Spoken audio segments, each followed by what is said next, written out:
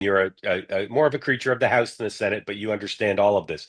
What would you recommend if the Senate caucus called you in? Should they be doing opposition research on all these people? Should they be trying to defeat them by courting Republican votes?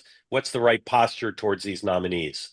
I think the right posture is not to take them as a group, but to take them one on one, and based on their policy views and their expertise and their abilities, make individual decisions. I think there are some of them who clearly are, frankly, quite frightening.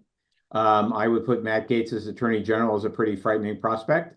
Yep. And in that case, I think there should be a significant amount of work done in both opposition research and policy research, and they need to make the case for why this person is not qualified to lead that department. And in general, what do you think their posture should be towards working with President Trump on policy and legislation?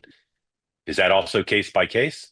I think it's each policy. I mean, if he wants to give tax cuts to billionaires, we need to look at that. If he wants to repeal the ACA, we have strong opinions on that. I think it's each individual issue and how it fits with what the party and what the individual senators believe in.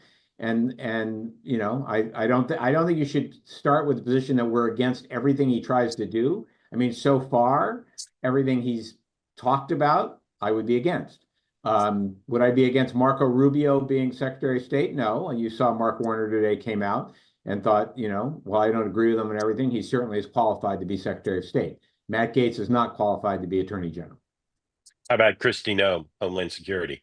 I don't know enough about her to my suspicion is not. I think that, a lot of people, just because they were members of Congress, and I said I worked for a lot of members of Congress, does not make them qualified to run large executive operations with, thousands, in some cases, of DoD, millions of employees. I think there's a different skill set than being a member of Congress or being governor of a small state, potentially.